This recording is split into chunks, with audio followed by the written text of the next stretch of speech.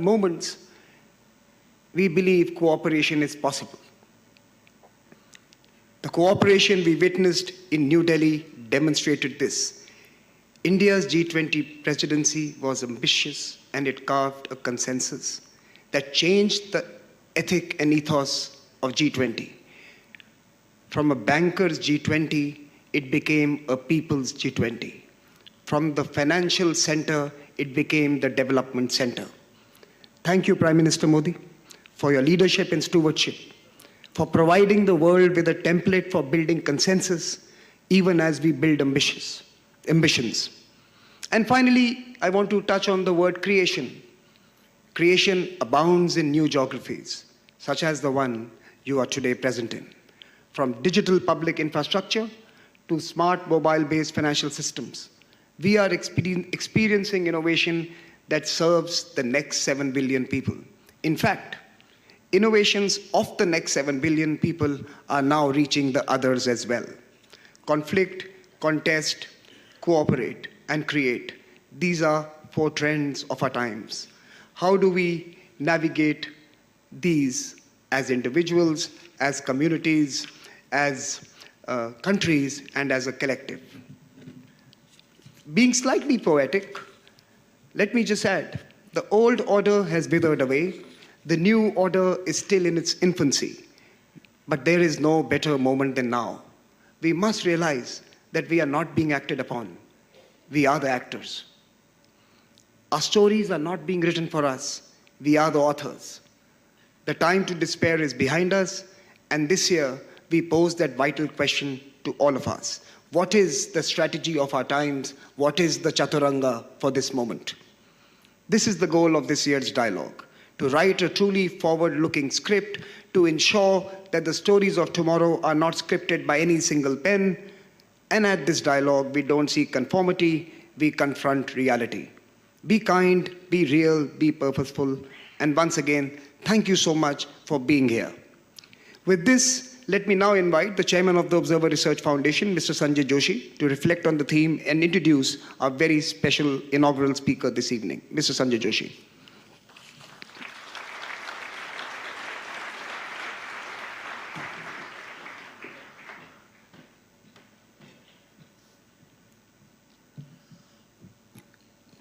Thank you, Samir.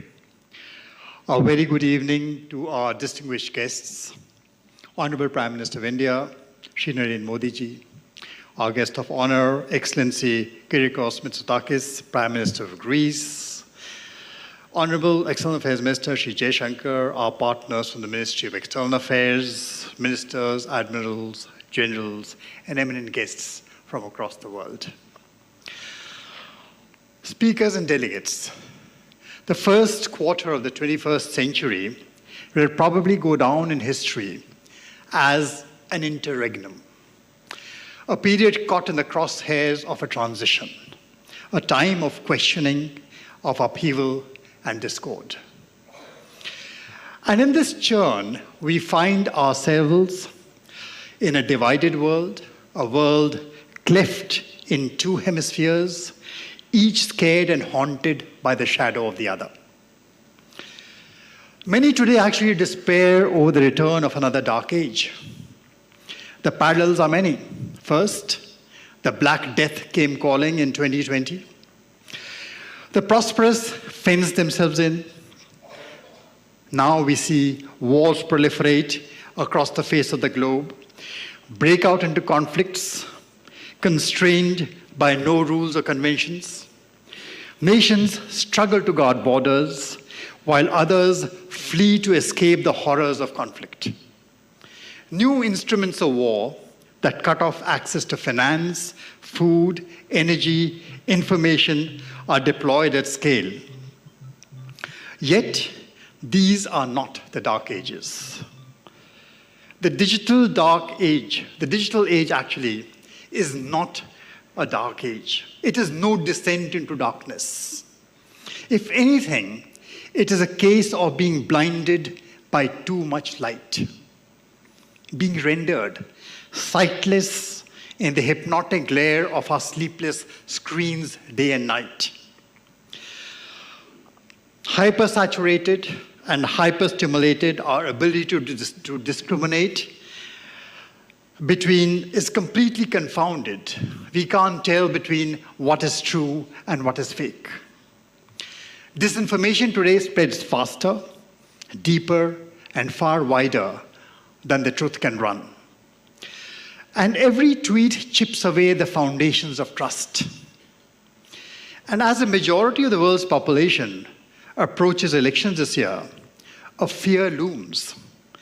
Can democracies endure attacks from ideological opponents on the one hand, and algorithms designed to deceive on the other?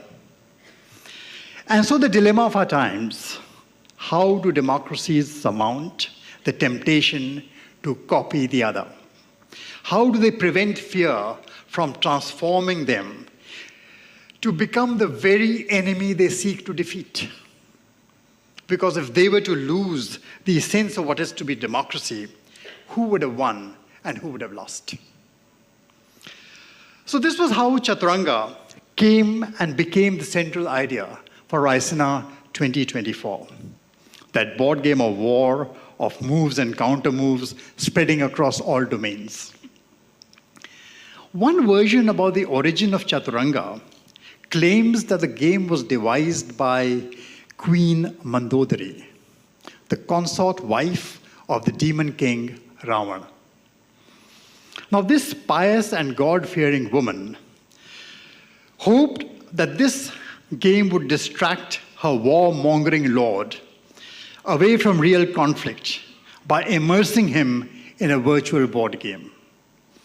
Today, actually, as the virtual acquires ever greater power over the real, the situation is actually inverted. It is time to wonder, which is the real war? Is it the one where innocent lives are lost as collateral damage to algorithms run on not so intelligent machines? Or is it the one curated for our screens to sway us, to numb us, and to make our minds the products of conflict? But in the midst of all this, let me tell you, Chaturanga has another meaning. It stands for a genre of music. A musical composition, which is a 360-degree melodious performance in 4 parts, spun out spontaneously in real time by a group of artists responding to each other. Responding to make their notes, their words, their meaning, and their rhythm meld into one harmonious whole. That is Chaturanga. So too, in the spirit of that music, in another corner of the world, 2023, the year also emerged as the year for forging a consensus within the global south, as well as across the north and the south. And as we convene this 9th edition of Raisina, we aspire to build upon India's G20 legacy of fostering consensus and devising solutions. And in this, we're delighted this year to welcome Excellency Kyriakos Mitsotakis, the Prime Minister of Greece. Welcome, sir. You have spearheaded Greece's recovery momentum through effective policy reform aimed at modernizing the economy, enhancing social cohesion, and transitioning to a greener and more digital future. Your presence at this forum symbolizes the deep linkages between the people of our two nations, a relationship that has existed since times immemorial between a land proud of its democratic heritage and a land renowned for its pluralistic traditions.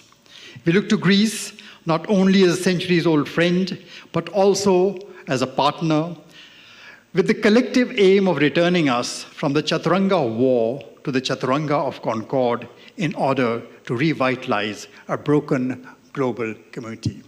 Excellency, the floor is yours.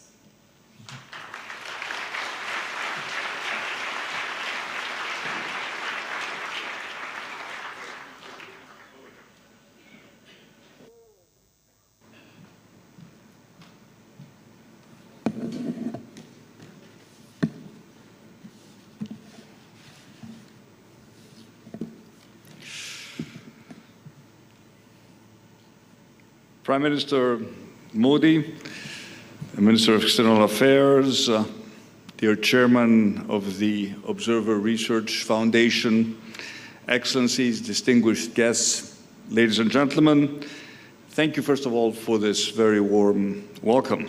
And it is an honor and a privilege to be here today with you at this 9th edition of the Raisina dialogue. And if I may be allowed to say, you have transformed this event from a regional into a global public square for dialogue and exchange of ideas. Congratulations.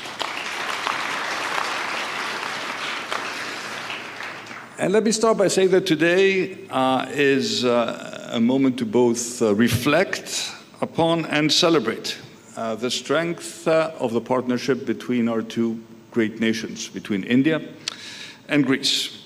A partnership bound by economic, cultural, philosophical ties stretching back millennia.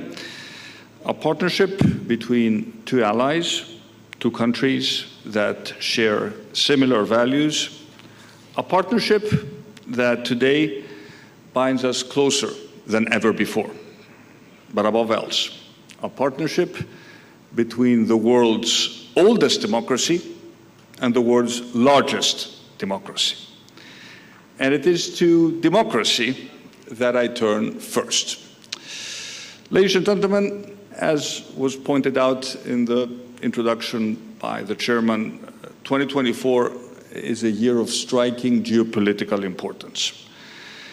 Not least because this year, half of the world's population will go to the polls in as many as 64 countries, and of course, the European Union, to choose the democratic representatives who will shape the destinies of their people, but also the future of the world for the foreseeable future. And the sheer scale of this global exercise in democratic self-governance is incredible. It's also a testament to the lasting power of democracy.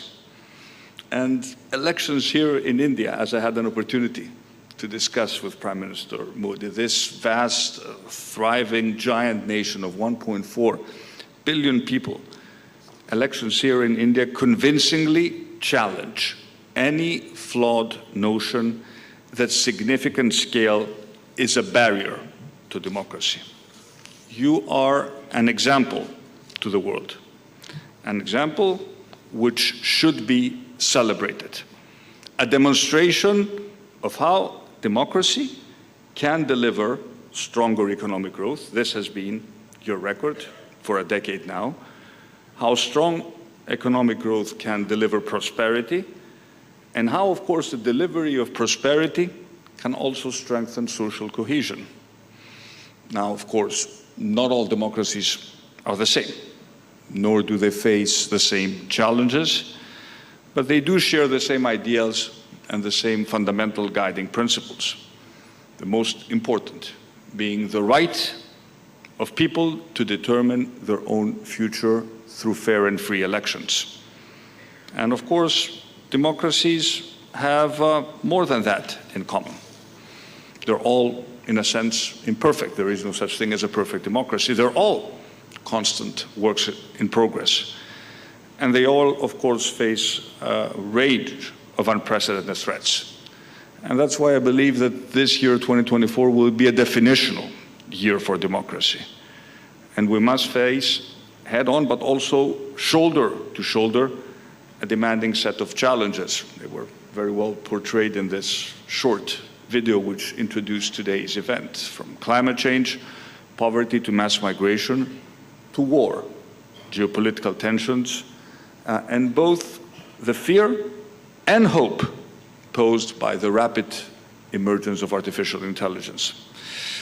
All of which helps to explain why, when back in August, Prime Minister Modi was kind enough to suggest that I visit India and give this keynote address, I did not hesitate. In a year as important as this one, the themes at the heart of this dialogue around regulation, innovation, multilateralism, peace and security, prosperity, the issue of defense of democracy, I will come back to this issue in a bit, matter more than ever. Ladies and gentlemen, today India is a great power on the world stage, an important ally in the pursuit of peace and security, a rising force at the heart of the G20, and a leading player in the fight against climate change. India's status is reflected in the strategic relations that the European Union enjoys with India. President Ursula von der Leyen was at this stage 2 years ago at the Raisina dialogue, and she said, for the European Union, strengthening and energizing the partnership with India is a priority in this upcoming debate. I would dare Prime Minister Modi to go further. Strengthening our partnership with India, and I'm speaking about Europe, should be a cornerstone of Europe's foreign policy. And this is certainly true for my country.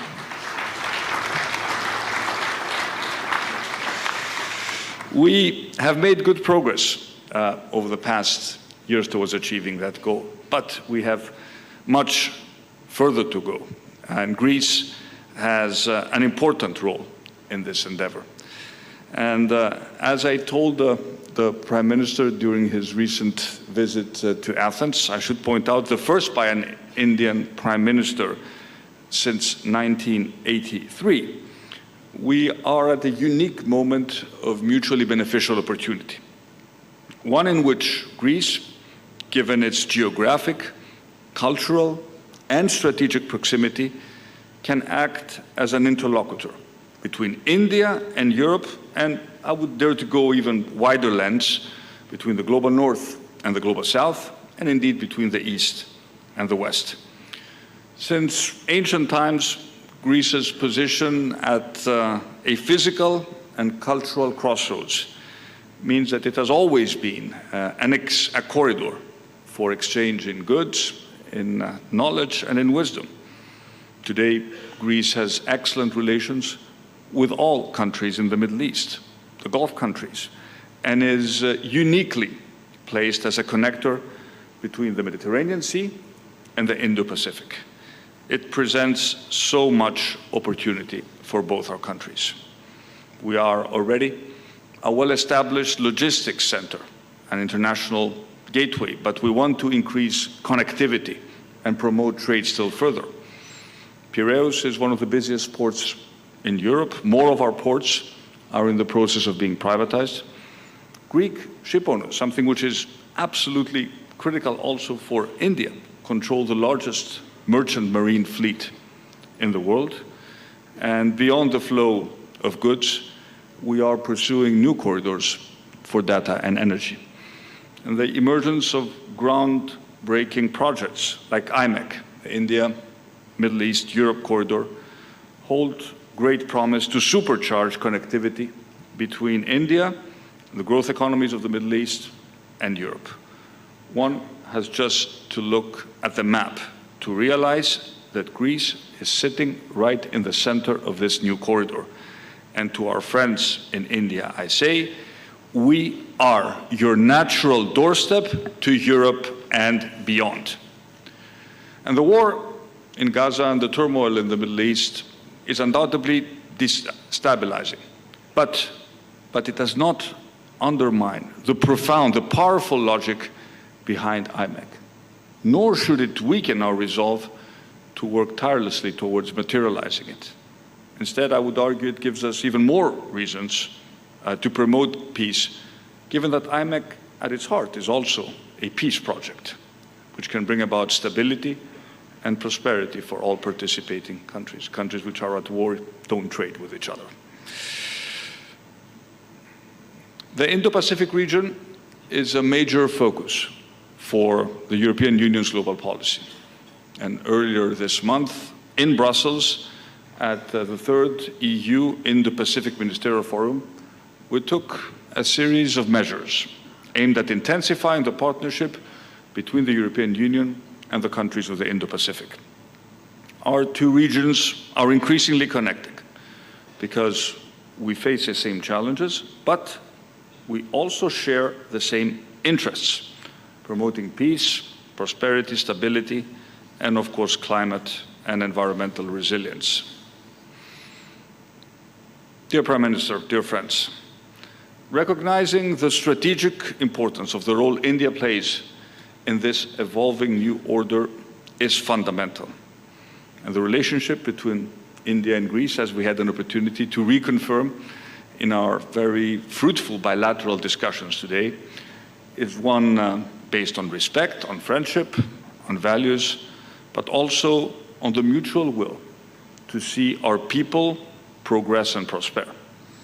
And while obviously not all challenges are the same, the way we meet these challenges often is. The scale may be vastly different, but I see a lot of similarities in the way our two countries have implemented an ambitious reform agenda. Both India and Greece have pursued sustainable growth and prosperity through innovation and bold changes. We have both encouraged and embraced the digital revolution. We have leveraged, you have done this here in India, at an unprecedented scale, leveraging technology to transform the delivery of public services for the benefit of all citizens. And we have both demonstrated that the power of innovative and bold reforms that bring growth, spread opportunity, deliver prosperity, and create the higher-paying jobs of the future. This is the path to go. And I believe that my country's, Greece's, recent story of rapid change matters also to a country like India, and by extension to what that change means for Indian investment in Greece and the European Union. The country I was called upon to govern when first elected to office in 2019 was seen by many analysts at the time as the sick man of Europe. Between 2015 and 2019, populism had promised much, delivered nothing, and left Greece teetering on the edge. And effective policy making has changed that, and it has transformed Greece's prospects. First, growth-oriented policies, but always underpinned by fiscal responsibility. Second, a robust approach to migration and security, supported by an assertive foreign policy and the shaping of new regional partnerships, like the one between Greece and India. And third, investing in health, in education, and using any fiscal headroom generated by a growing economy to tackle social inequality. And by cutting taxes, supporting entrepreneurs, spurring investments through market reforms, much like India has done, Greece has seen over the past years one of the highest growth rates in the Eurozone. And we have witnessed the fastest reduction of debt to GDP ratio of any European country. Credit ratings have credit rating agencies have returned Greek debt to investment grade, and The Economist voted us Country of the Year for 2023. All of which has led to falling unemployment, higher wages, record foreign investment, and a rapid shift towards the green and digital economies of the future, and of course a new, more assertive Greece at the heart of Europe. And today, I am proud to be able to talk to you about a very different Greece to the country that many had written off as unreformable a few years ago. And the confident Greece of today not only wants to be an integral part of region-to-region partnerships, but also knows it can be the new gateway to Europe for India's businesses, its entrepreneurs, its wealth creators. This is why 6 months ago we elevated our strategic ties through the India-Greece Strategic Partnership.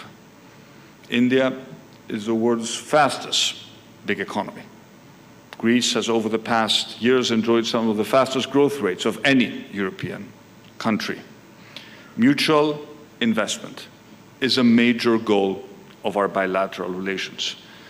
And I'm pleased to say that we already have a number of significant Greek investments here in India in many sectors, including food processing, led by one of our leading companies, Chipita, and infrastructure, maritime and air transport, logistics. One of our leading banks, Eurobank, is establishing its first office in India. But India is already investing heavily in Greece's infrastructure, including the construction of the new airport by GMR on my home island of Crete. Indian-owned Swiss Group has invested in a number of Greek agri-food businesses, and Accord, a European subsidiary of Intas Pharmaceuticals, has recently invested in a factory close to Athens. The volume of our bilateral trade is on an upward trend, but we have agreed with Prime Minister Modi that we need to do much more, and we need to set a target to double it by 2030. It has great potential for future growth. In tourism, we have only scrapped the surface of what we can do together as a new emerging Indian middle class will start to travel and discover the world. What better natural destination than Greece, given the cultural affinities between our two people? So I do believe that we can do much more, which is why the business delegation, the business leaders who have accompanied me to Greece, include nearly 100 leaders of some of Greece's biggest companies, but also for some of its most dynamic and fastest growing small and medium-sized enterprises. And from Delhi, I will be traveling tomorrow to Mumbai, and my delegation will continue to Bangalore with a simple message. Greece is growing like never before, and to Indian businesses, we say, please join us on that journey. Ladies and gentlemen, I touched a little earlier on the growing importance of the role of India on the international stage. It is the leading democracy in the global south. And Prime Minister of the world is looking to you like never before when it comes to shaping the direction of the global debate and addressing the great challenges that we face. India is now often regarded, and rightly so, as a consensus builder and as a voice of reason in an increasingly polarized world. And we too often forget that the raison d'etre, the real reason why the international system was created in the first place, was simple, because nations large and small recognized that their true interest lay ultimately not in antagonism and in conflict, but in partnership and cooperation. And we cannot afford to overlook the cost of conflict and the human tragedy and suffering it unleashes. And this 9th edition of the Raisina dialogue is taking place at a time of heightened geopolitical tensions, a protracted war in Ukraine, new conflict in the Middle East, where the violence that has erupted goes beyond the direst predictions. There's a horrifying death toll of civilians. There's a risk of regional destabilization. There's no clear path, at the moment at least, to a sustainable de-escalation. As for the war in Ukraine, the unthinkable has happened. A war in the European heartland. It is still raging on with devastating consequences. 2 years, almost to the date, since Russia attacked Ukraine. And I understand that countries that belong to the global south see this frequently as a European war. And I hear all too often that we Europeans do apply double standards, focusing on Ukraine at the expense of wars and crises in the rest of the world. And maybe there is truth in that allegation. But I would like to make the point here in Delhi that Ukraine is much more than a local war on European soil. It is a brutal challenge to international stability and the international rules-based order that India has supported and has every interest in maintaining. And I think we all have a responsibility to use the power we have on the international stage. And none of us can afford to sit on the sidelines. And I'm convinced that on Ukraine, India has an important role to play. It has a voice that should be heard. Our common humanity and interconnectedness are inescapable. To draw from the Hindu scriptures that put it so powerfully, the world is one family. And sacred Sanskrit wisdom that resonates loud and clear today. And that brings me to the existential threat that climate change poses to our fragile planet and all the life that inhabits it. Greece, like India, we discussed this today with the Prime Minister, has already witnessed and suffered the consequences. The climate crisis is here. It's not something that will happen in the future. We have accelerated our energy transition in recent years in order to mitigate those effects, but we've also invested heavily in adaptation. In Greece, we now generate half of our electricity from solar and wind. It is one of the highest percentages in the world. And this transition has brought us cleaner air, it has brought us cheaper energy, it has brought us less dependence on imported energy, and of course greater security from external shocks. But we also know that climate ambition must be based on what is fair and on what is realistic. And each country will forge its own path towards net zero in light with the twin imperatives of energy security and affordability. And the Green Development Pact, Prime Minister Modi, was a major step forward under India's G20 presidency. And it was an important bridge between the global south and the north, providing pathways for nations in this critical journey towards achieving energy, climate, environmental, and disaster resilience-related objectives. And at COP28, we demonstrated that it is possible at the global scale to come to some agreement and to make progress. At the same time, it is evident that we do need to do much more and put our pledges into practice with the utmost energy. Ladies and gentlemen, India and Greece, Greece and India have something else in common. We see democracy not as an inconvenient barrier to delivering against contemporary challenges, but as our greatest hope of ensuring that we do. And democracy, as was established 2,500 years ago in ancient Athens, is rooted in the conviction that society functions best when all its citizens are equal and have the right to share in the running of the state. But, as was pointed out in the introduction, we should have no illusions. Democracy is vulnerable, and it is facing profound threats. And those who detest our democratic values have one big advantage. They are not bound by those values. And we must be alert to the emerging challenges and adaptable enough to address them with real solutions.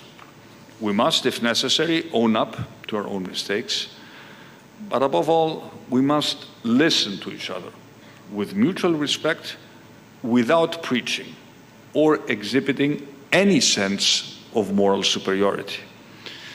But no matter how disparate beliefs and ideologies are in any given society, we need to be able to rely on some basic truths and agree on the facts that at the end of the day shape any democratic discourse. And we know that democracy can work best only if all our citizens have the information they need to make informed decisions at the ballot box.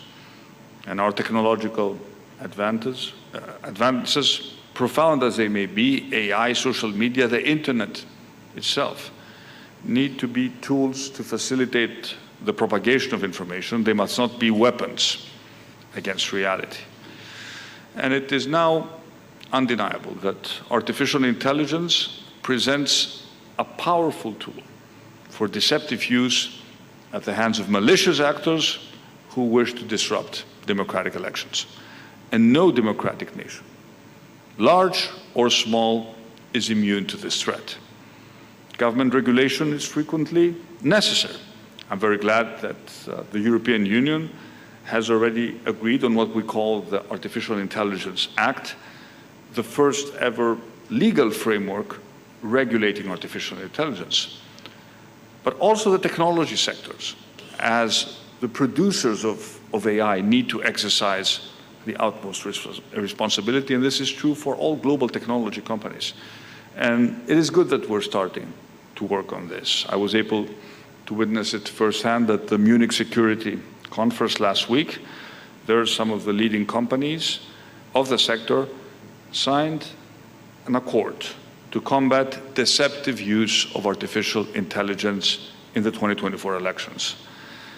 And all these are good steps, but it is clear that it is just the beginning.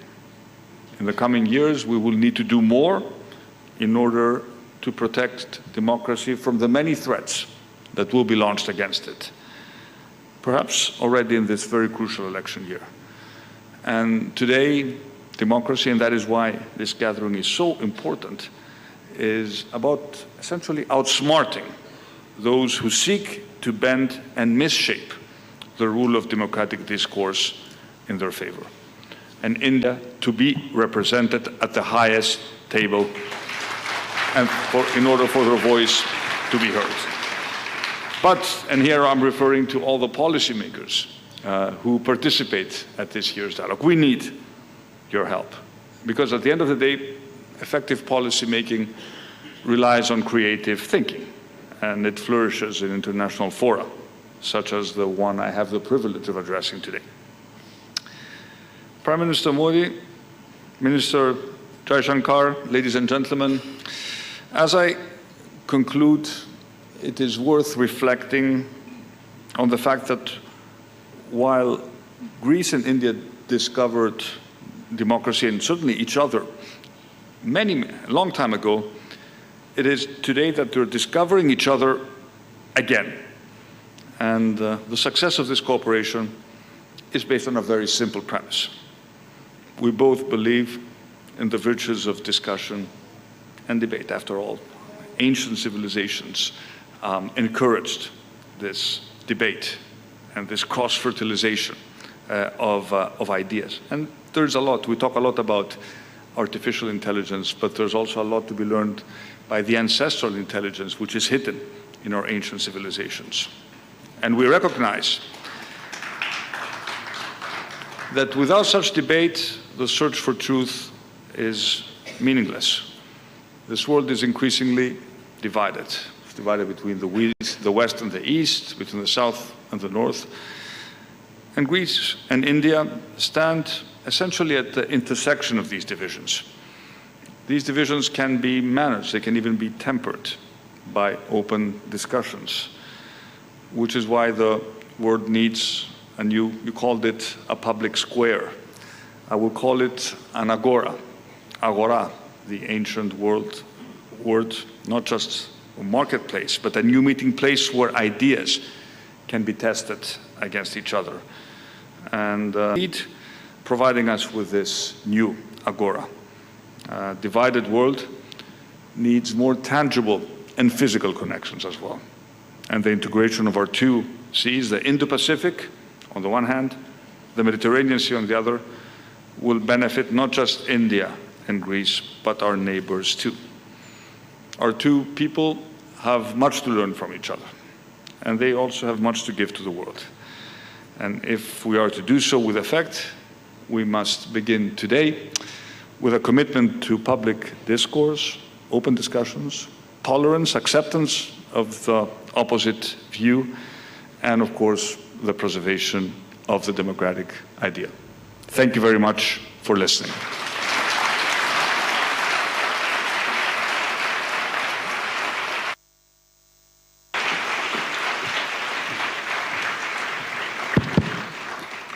Thank you, Honorable Prime Minister, for that wonderful address. I take back at least two words with me: ancestral intelligence. I think that's something we should all be focusing on. I think there's a merit to that. But I also saw a hint of an invitation for a Raisina Agora on the Mediterranean in Greece. And I take you up on that invitation. But let me now invite the Honorable Foreign Minister of India, Dr. S. Jaishankar, to propose a vote of thanks.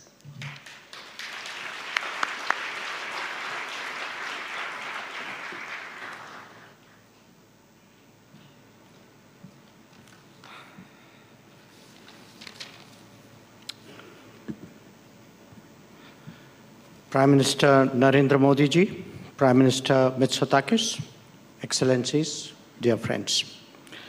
It's my privilege to give the vote of thanks that will conclude the Raisina Dialogue's inaugural event this evening. First and foremost, we thank the chief guest, the Prime Minister of Greece and his wife, for joining us today. Our collective appreciation to Prime Minister Mitsotakis for what I'm confident all of you will agree was a truly inspirational and thought-provoking address. His message of democracies that deliver resonates strongly, particularly now, particularly here.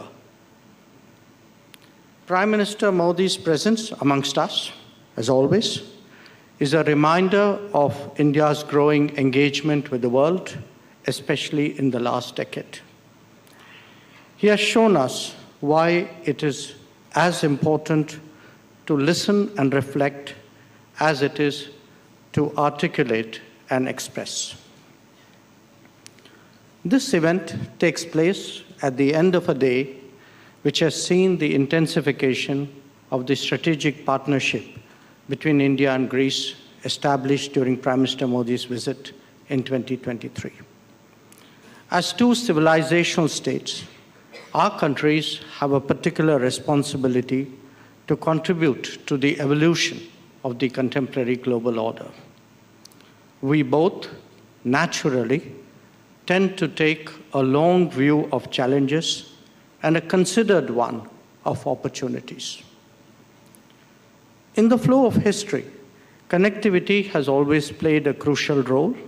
It is only to be expected that the talks between the two prime ministers today focused on enhancing the linkage between two global economic centers, India and Europe. The IMEC corridor, as Prime Minister Mitsotakis pointed out, holds particular importance in this regard. As India deepens its footprint abroad, Greece has emerged as a favorable destination. Our pharmaceutical industry, our agro-business, and aviation are already established there. And the Prime Minister, in his address, mentioned growing Greek investment and interest in India. We expect that a mobility agreement will bring us even closer. Raisina is good for business as well. Ladies and gentlemen, India's growing interest in the Mediterranean region is an important facet of our steady rise. The India-Greece partnership can surely serve as an anchor. Raisina Dialogue, as a made-in-India version of a global public square, has become what it is due to all of you. I thank you all for that. Please keep coming. Please keep talking. Please keep contributing. To Team Raisina and Team MEA, a special word of acknowledgement and encouragement. You have made all this possible. Please remain ambitious and keep challenging yourself even as you challenge others. Finally, let me recognize the Raisina Chronicles as we near the first decade. It captures what we have achieved, but more importantly, indicates the promise ahead. Once again, thank you all, and a very good evening.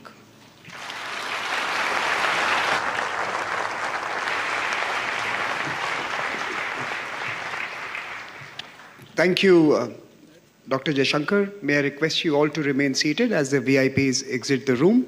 My colleague Shubh will take this mic and will guide you through the next steps post the exit of the VIPs. But I request you all to remain seated.